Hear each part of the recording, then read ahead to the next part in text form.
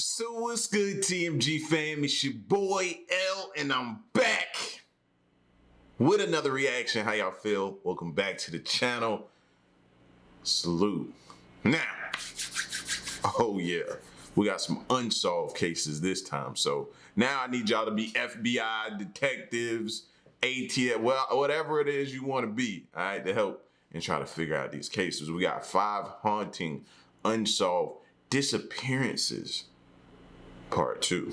Now, shout outs to Criminally Listed. Make sure y'all go show them a lot of love. Subscribe. Tell them L sent you. Yeah, just go blow their channel up, all right? And let's go.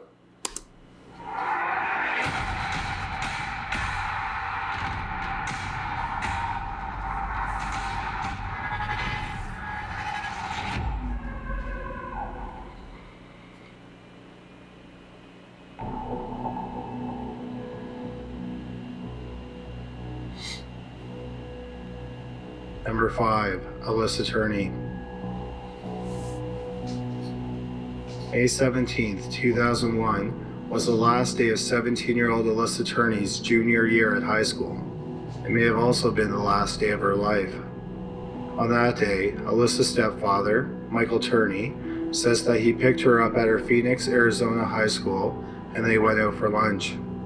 Michael said that Alyssa became angry during the lunch because she wanted to have more freedom, and Michael said that wasn't going to happen. He then drove her. It's typical kid, teenager, you know what I mean, young adult type interaction with parents. So far typical. To have more freedom, and Michael said that wasn't going to happen. He then drove her home, and he left the house again at 1 o'clock, leaving Alyssa home alone. Over the next 4 hours, Michael said that he ran some errands, and then he picked up Alyssa's younger sister, Sarah. When he returned home with Sarah, Alyssa was gone. In Alyssa's room, there was a note with her handwriting that addressed Sarah. It read, "Sarah, you wanted me gone. Now you have it." The note said that she was running away to California. Michael also said that a week later, he got a call from a telephone number in California. He said that he could barely hear the caller, but he was pretty sure it was Alyssa, even though he said her voice sounded different. Michael tried to file a missing persons report on the night that Alyssa went missing, but the police didn't investigate the disappearance because they thought that Alyssa had just run away and she would return at any time. Alyssa's family and friends said that it was very uncharacteristic of her to run away. She was close with her younger sister and her step-siblings. She had several close friends and a steady boyfriend, and she didn't tell any of them of her plans to run away. They also said that, like other teenagers, Alyssa had a rebellious streak. Now, the fact that she didn't tell nobody, is, especially her friends, close friends, is odd. Running away, not so odd. You know what I mean? We've all done it or thought about doing it, or, you know what I'm saying? At some point in time in our teenage years, we felt like we were grown. You know, we had gotten a big head, as my older relatives would say, or my aunts or my grandmother or my uncles or my pops. You're smelling yourself at that age. So she was probably smelling herself and wanted to run away, get out there. But what's odd about that is her not telling like her friends. Either she didn't tell them or they're keeping her secret and lying for her.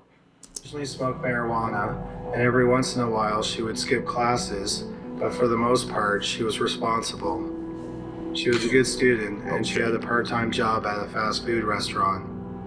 Finally, when Alyssa supposedly ran away, she didn't take the things that most young women would take with them if they were to leave the house for an extended period of time. This included items like her cell phone, makeup, and her hairbrush. No, teenagers not leaving their cell phone. What did I just do with my chair? Teenagers are not leaving their cell phone. So now I would be definitely worried. When he discovered that, I would be worried. Also, she had $1,800 in her bank account, and there was no activity on the account after she went missing. In 2006, 5 years after Alyssa went missing, a man named Thomas Heimer wanted to talk to the authorities about her disappearance. Heimer had been arrested 7 months after Alyssa disappeared, and he was serving a life sentence for a murder he committed in Florida. For no apparent reason, Heimer strangled and stabbed a woman companion to death and then stuffed her body under a motel bed. In 2006, he mailed out letters to several police departments around the country, proclaiming to be a serial killer that claimed the lives of 21 women who were never found. He said that one of his victims was Alyssa. When the police looked into his claims, they concluded that he was lying about killing Alyssa. For example, he claimed that Alyssa was a heroin addict, but none of her friends and family said that was remotely true. Heimer eventually took a polygraph test regarding Alyssa's disappearance, and he failed. The police think that Heimer probably saw Alyssa's picture in the newspaper or on the news, and he made up the story about killing her. Or he possibly killed another girl and mistook her for Alyssa. It's unclear if Heimer was responsible for any of the murders he took responsibility for, or if he was just confessing to get attention. While Heimer most likely wasn't responsible for Alyssa's disappearance, the confession got the police wondering who exactly was responsible for Alyssa's disappearance. They started by looking at the most obvious suspect, which was the last person who saw her alive, and that was Michael Turney. Alyssa's mother, Barbara, met Michael when Alyssa was 3 years old. They got married not long afterwards, and Michael ended up adopting Alyssa. Barbara died in 1992 from cancer, and Michael was left alone to raise Alyssa and her younger sister. Michael was a very strict parent who wanted to control Alyssa and her sister. He would go through their computers and their phones, and he recorded all incoming and outgoing calls. Michael also set up surveillance cameras both inside and outside the house. Some of the cameras inside the house were hidden, and no one else knew that they were there. When the police dug a little bit deeper, they had several witnesses come forward, and they believed that for many years, Michael had been sexually abusing Alyssa. Yeah, I would definitely look into him. Like, being a parent, yes, you want to have access to make sure your kids aren't getting into nothing that they shouldn't be. But, the amount of cameras, hidden cameras outside, inside, he sounds like the type that went extreme, overboard. So, yeah, I would definitely be wanting them to look into him, especially him being the last one to see her, him being the one that had the argument with her, but her phone went missing. I mean, not her phone went missing, but she left her phone. Yeah, I'm starting to think he should be the top number one suspect. A year before Alyssa disappeared, Michael did something rather unusual. He called Child Protective Services, and he told them that if Alyssa did call and accused him of sexual abuse, that they shouldn't believe her. Finally, Michael also wrote out strange contracts which he made Alyssa sign. One contract, dated a year before Alyssa went missing, stated that Michael had not sexually abused her, and Alyssa had signed it. This led the police to believe that Michael killed Alyssa because she threatened to expose the sexual abuse. The police tried to interview Michael, but he refused to cooperate. He would only talk to them over the I bet he did. phone or through email. He also refused to take a polygraph test. The police asked Michael if he had the surveillance footage from the day that Alyssa went missing. Watch, they say allegedly something's wrong, or the cameras would cut off that day or something like that. And if he did have it, would they be able to see it? Michael said that he did have the footage, but it didn't show anything of interest, and he refused to hand it over. Why? Instead, he gave them video clips from months before the disappearance that showed some teenage boys talking to Alyssa outside the house. Finally, they asked Michael for a DNA sample, and once again, he refused. At this point, the police were tired of getting stonewalled by Michael, so they got a court order to get his DNA. When they went into his house, they made a startling discovery. Inside the house, there were 26 homemade bombs and 19 high-caliber rifles. A van on the property was also rigged with gas canisters so that the van would burst into flames. This led to the neighborhood being evacuated while the explosives were cleared out, and Michael was arrested on weapons charges. Once all the explosives were cleared out The police continued to search the house. They found video footage of Alyssa all the way back into the 1980s, but there was no footage of the day that she went missing. They also found a 98-page manifesto written by Michael called Diary of a Madman Martyr. In the manifesto, Michael says that assassins from the International Brotherhood of Electrical Workers killed Alyssa. In the 1980s and early 1990s, Michael was an electrician. He stopped working in 1992 because he was injured, and then in 1993 he was laid off. 3 weeks after he was laid off, his wife and Alyssa's mother, Barbara, died of cancer. In the manifesto, Michael said when he was working, he complained about safety conditions. In retaliation for his complaints, the union kidnapped Alyssa, killed her, and buried her in the California desert. He also wrote that he had killed the 2 assassins from the union who killed Alyssa, and that he was going to get the ultimate revenge. He was going to drive his van, rigged with the bombs, into a meeting at the Union Hall. He was planning on shooting as many people as he could, and then he was going to set off the bombs. The police think that was Yeah, they needed to arrest him quick. After reading that, yeah. He needs to be cuffed behind bars before he can do anything to anybody else. He's literally telling you in so many words what type of person he is. Incredible stroke of luck that they went to Michael's house when they did.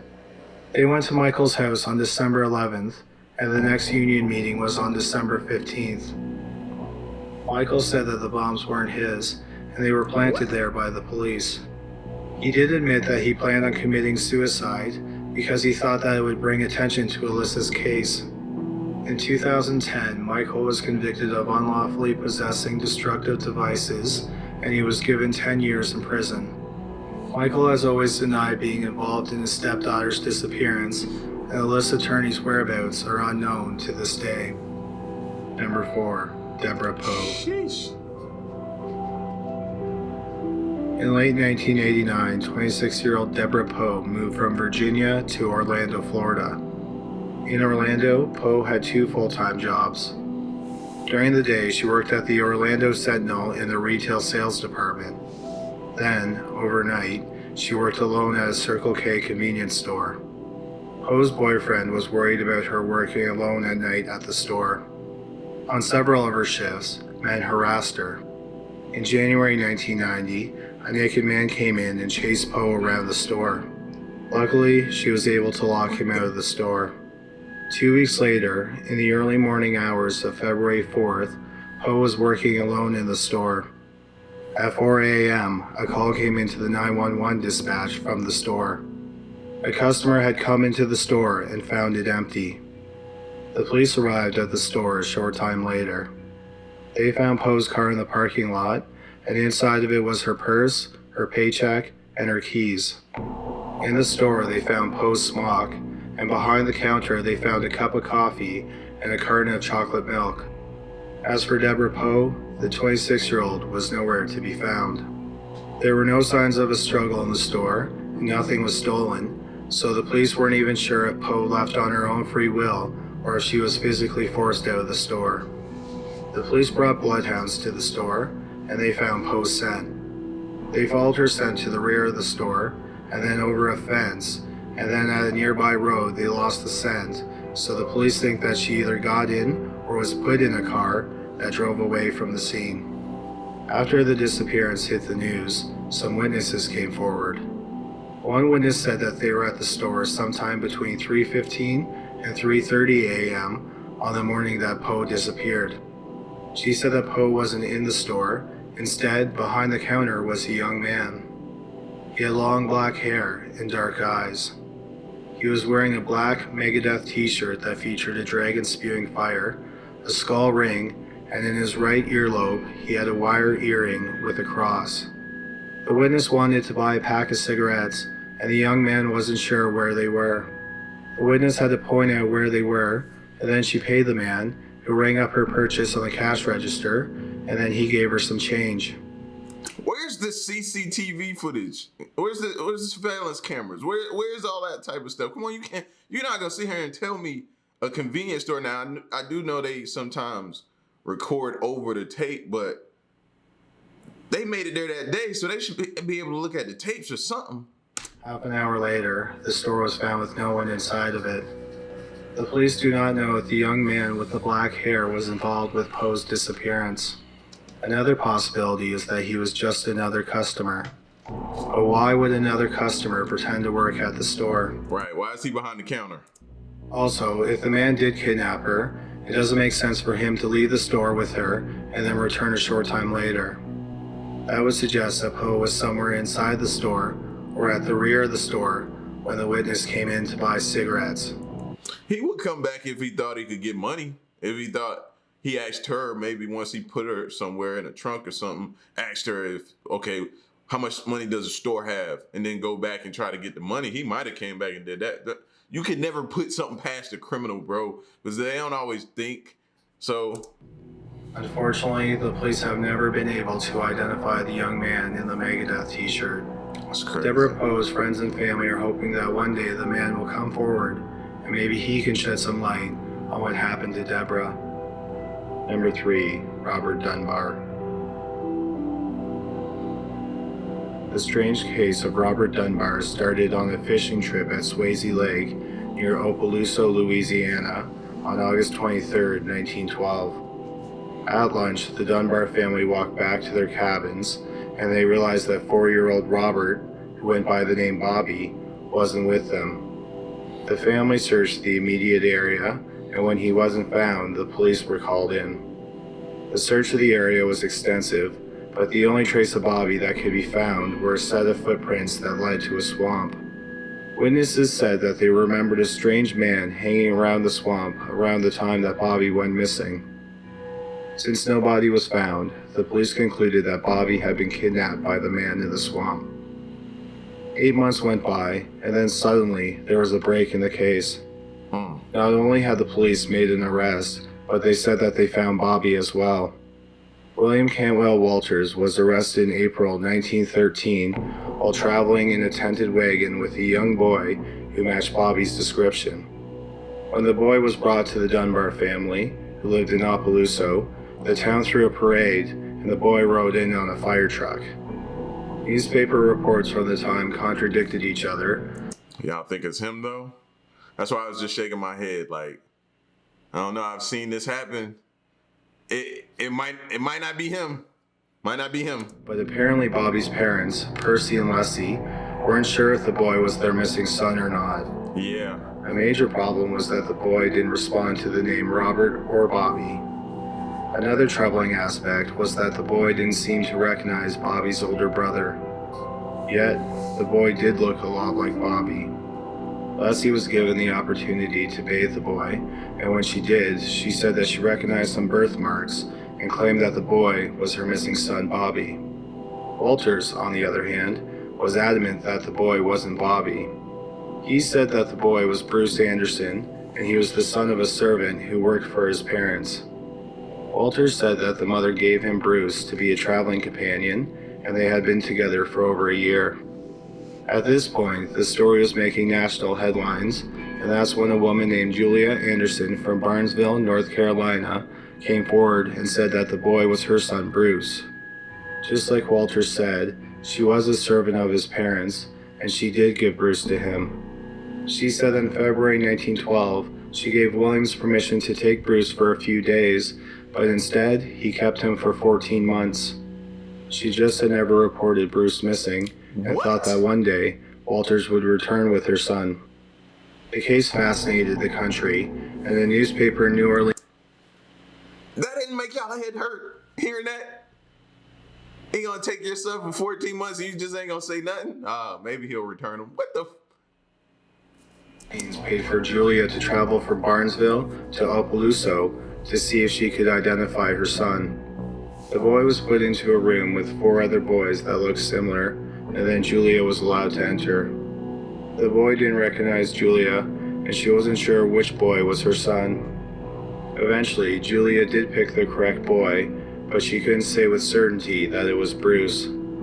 Since she couldn't definitively pick the right child, and since the boy didn't recognize her, the lawyers declared that Julia had failed the test, and this made headlines across the country. She begged for a second chance, and she asked for permission to undress the boy so she could check him for birthmarks. After all, at this point, she hadn't seen her son in 15 months. The lawyers agreed to give her a second chance, and she was able to undress the boy. This time, with much more certainty, she said that the boy was her son Bruce. But unfortunately, not being able to recognize Bruce the first time damaged Julia's case too much. The authorities didn't believe her story, and they refused to give her the boy. Julia was poor, and she didn't know anyone in Opelousas, so she was forced to return to Barnesville, and the boy was given to the Dunbars. Walters was convicted of kidnapping in 1914, and he was sentenced to life in prison. His lawyer appealed the conviction, and it was overturned on a technicality. He was released after spending 2 years in prison. The town decided not to retry him because the trial was so expensive the first time. As for Julia, she had 2 other children in Barnesville, but she lost both of them not long after she got back home. Her infant son suddenly died, and she had to give up her daughter for adoption. She would go on to marry, and she had 7 more children. She told her children that they had a half-brother who was stolen from her and given to another family. The boy grew up as Robert Dunbar, and he had 4 children. During his lifetime, he gave one interview, and he said that he remembered being kidnapped. However, many people who knew him said that he struggled with his identity his entire life. He died in 1966, and he was buried under the name Robert Dunbar. 33 years later, in 1999, Bobby Dunbar's granddaughter, Margaret Dunbar Cutright, started to look into the case. 4.5 years later, she got a DNA test, and it showed that her grandfather was not Bobby Dunbar. That means he was most likely Julia's son, Bruce Anderson. As for what happened to the real Bobby Dunbar is unknown. No trace of him has ever been found. Number 2, Nicole Morin. Gosh! In the summer of 1985, That make your head spin, didn't it? Nicole Morin was 8 years old, and she was living with her parents in a penthouse in an apartment building in the Toronto, Ontario neighborhood of Etobicoke. On the morning of July 30th, Nicole put on her favorite bathing suit and sandals and said goodbye to her mother. She was going downstairs to the lobby to meet her friend to go swimming at the building's outdoor pool. The friend waited for Nicole for 15 minutes in the lobby, but Nicole never showed up. So her friend called her apartment on the intercom, and Nicole's mother, Jeanette, said that Nicole had already left for the pool. The friend waited for a few more minutes, and then she just figured Nicole couldn't come swimming for some reason, so she just went to the pool by herself. Hours later, when Nicole didn't return home, Jeanette knew something was wrong. The building was searched, but Nicole was nowhere to be found. The police were called, and it led to one of the biggest and most exhaustive searches in Canadian history. But sadly, not a single trace of Nicole has ever been found. It was as if she slipped through a crack in reality once she left her apartment. But of course, that isn't what happened. Nicole had been kidnapped, but by who? No one saw Nicole after she walked out of her apartment door, so it's not clear if she was kidnapped on her floor or on the elevator.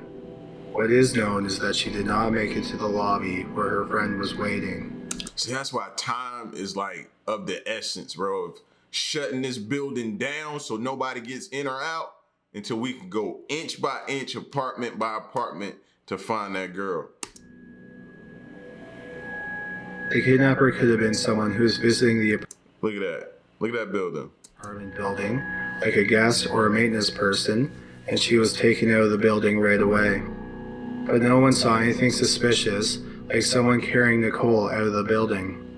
Another possibility is that she was kidnapped by someone who lived in the building, quite possibly on her floor. Both theories are just as plausible, but the police have no evidence to back up either.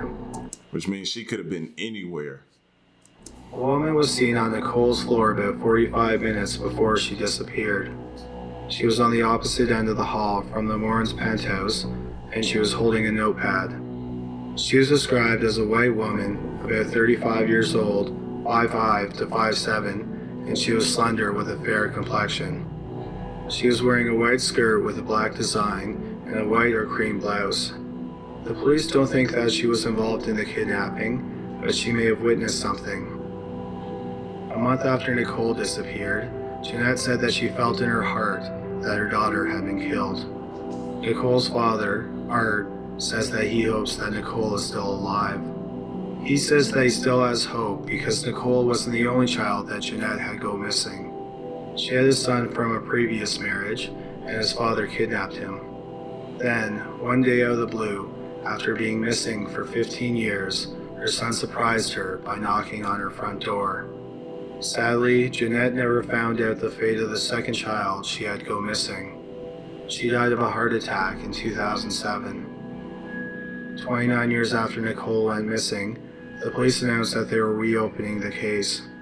Not long afterwards, a tip came in, and the police were told to search a rural property in the township of Springwater, Ontario, which is about an hour north of Toronto. This was the second time the police received a tip to search that area. The police had searched that area in 1985 because an anonymous phone call led them there. Yeah, you're not going to get two tips to the same place. They should have got there, and they should have just worked that for a long time. Work their way in, out, you know what I'm saying? And just keep going until they located this girl. Both times that the area was searched, the police didn't turn up any evidence that Nicole's remains were there. The police and Nicole's father are hoping that one day Nicole will be found, and they are all praying that when she is found, that she is still alive. If Nicole is still alive, then she is 43 years old at the time of this video. Wow. Are you kidding me, man? But you can't blame them. I'm still holding out hope 40-something years later, too. And until I know otherwise, I'm going as if she's still alive, bro. Number 1. Edward Mapps.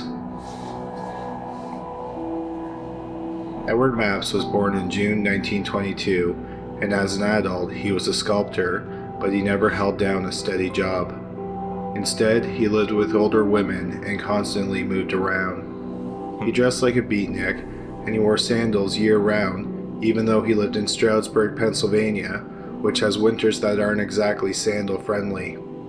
In July 1960, when Edwards was in his late 30s, he married 21-year-old Christine Wolbach after only knowing her for 2 months. In September of 1961, Christine gave birth to a daughter named Julia Louise. On the night of January 21, 1962, all 3 members of the Mapps family were visiting a neighbor. The neighbor said that it was a pleasant visit and they had given her a pie. They left her house around 9:05 p.m. and the neighbor said that nothing appeared to be out of the norm. At 10:48 p.m., a call came into the fire station in Stroudsburg. The Mapps house was on fire. The fire department arrived at the Mapps house a short time later. Inside the house, they found Christine and Julia Louise.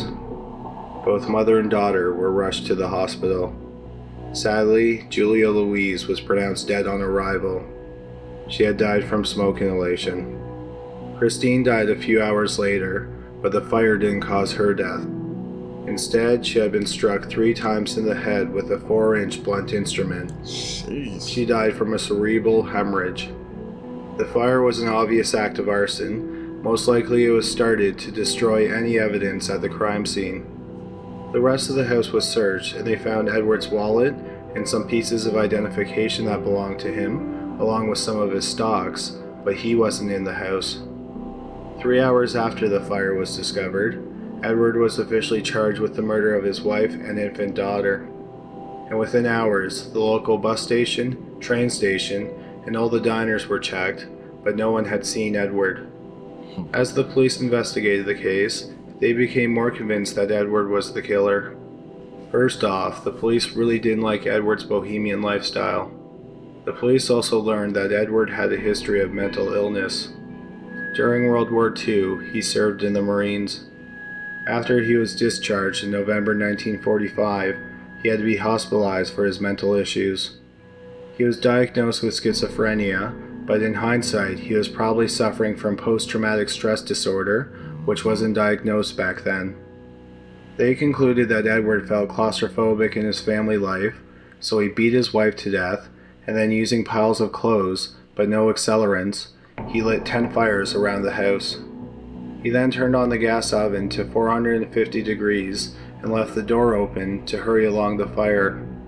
He then simply walked out the front door and left his 4-month-old daughter to die inside the burning house. The fire did not engulf the house because it didn't get enough oxygen because the windows were closed. Had the windows been open, the house might have been destroyed. During the search for Edward, there were hundreds of unconfirmed sightings of him. Edward also supposedly called a few people on the phone. One woman, who said that she was a friend of Edward's, got a call from someone claiming to be Edward, and he said that he was going to kill her next. Another call was made to a man who knew Christine's parents, Robert and Julia. During the call, Edward apparently told the man to tell Robert that he forgave him. The man didn't know what Edward meant by this, and he didn't ask for clarification. Instead, the man encouraged Edward to turn himself in. Edward told the man to give his love to Julia, and then he hung up the phone. The police thought that the man was a credible witness, and the call removed any doubt from their minds that Edward was the killer. Right. 6 months after the fire, Edward still had not been found, and he was added to the FBI's 10 Most Wanted list. He remained on the Most Wanted list for 5 years, and then the district attorney in Stroudsburg requested that he be removed for reasons that weren't made public. Then, on October 21st, 1971, Edward was declared legally dead. His body had not been found, and no reason was given for declaring him dead. To this day, Edward has never been found, dead or alive. That's super suspicious, y'all. That's beyond suspicious to me. First, you were taken off the FBI's most wanted list. Why? Why? Do you know somebody? You got dirt on somebody? Why is your name being removed? They haven't found you yet. It's not like this. What is it? Or a statute limitations on something I need to know about? What was the reason? Then all of a sudden you're just pronounced dead. Certain times you just be like, I'm not something. No. Somebody's involved. You got ties into some high places or something. Looking back on the case decades later, some investigators do not think that Edward killed his wife and daughter. They point out that all the evidence against Edward is circumstantial. The main argument that tries to prove Edward is guilty is that he wasn't found at the house. But that raises the question, how did Edward get away from the house? Both of the family's cars were in the garage with the keys in the ignition. No buses ran in that area, and the cab companies have no records of anyone calling for a cab at that time in that area. The fire department thought that the fire had been burning for about 40 minutes before the call came in at 10:48. That means Christine was attacked sometime after 9:05, which is when the maps left their neighbors, and 10:10 when the fire was started.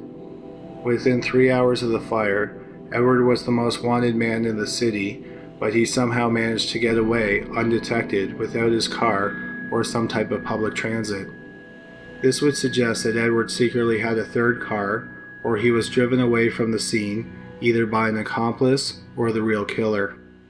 Another problem with the police and the district attorney's case against Edward was that they didn't like his lifestyle, and they made unfounded judgments against him. They assumed that he was a mean loner, and he was secretly a gay man who hated his family life. But all of Edward's friends and acquaintances said that Edward was quite the opposite. They said that he was a gentle and kind man. A former neighbor of Edward told a story about how her husband had a terminal illness, and Edward spent time with her husband every day up until the day that her husband died so she could go to work. Also, everyone said that he loved his wife and adored his daughter. Friends and family of Edward also pointed. I'm pretty sure some people had some nice things to say about Wayne Gacy too. I bet they did. They didn't know. They didn't know what he was doing in his spare time. So they just thought, he's great. Look at him. He's a clown. He does kids' parties. How can you get better than that? Exactly. So miss me with all y'all talking about with this man here. That he had nothing to gain by killing his family and running away. One last oddity that was found inside the house was that all of Edward's sculptures had been smashed. An alternative suspect that was theorized by a local paper in Strasbourg was Christine's father, Robert Walbach. Robert had a violent temper, and he loathed Edward. He was strongly against Edward and Christine getting married, but he did allow the couple to live with him and his wife Julia. The more time Robert spent with Edward, the more his hatred grew. He thought that Edward was lazy, and he did nothing but sit around the house all day. Edward also didn't pay for anything, although Robert suspected he had money. Robert's suspicions turned out to be true. After the fire, the police discovered that Edward had a $30,000 trust fund, which he withdrew money from every month. When Edward went missing, the withdrawals stopped.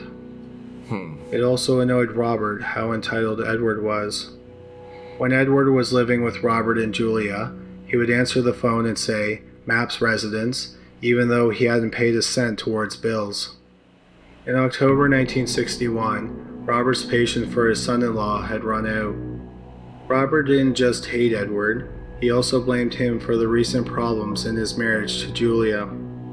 There were even rumors that Edward was having an affair with Julia. Then, one day in October, Edward chastised Robert for closing a door, so Robert smacked him in the face and ordered him out of the house, or he would kill him. A month later, Edward, Christine, and the baby moved into the house where the baby would die and where Christine was fatally wounded. Around the same time, Julia filed for a divorce from Robert because she feared how violent he was. Robert was interviewed by the police 3 weeks after the murders. He said at the time of the murders, he was on an Alaskan airline flight from Miami to New York, and he checked into his hotel at 3:15 a.m. But there were two problems with his alibi. The first is that Alaskan Airlines didn't have a flight from Miami to New York City at that time. Boom! Only one airline had a flight from Miami to New York City that night, and it was Paramount Airlines.